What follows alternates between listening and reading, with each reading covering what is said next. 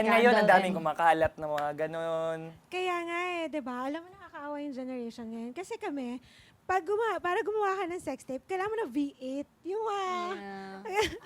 'di ba?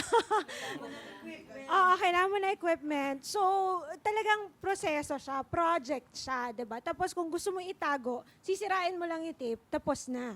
Pero yung ngayon kasi, once you record it digitally, it's there forever.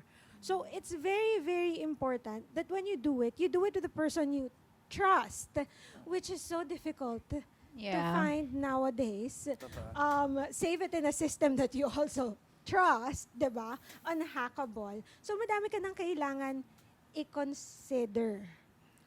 And Yeah. I won't tell you, no, don't do it.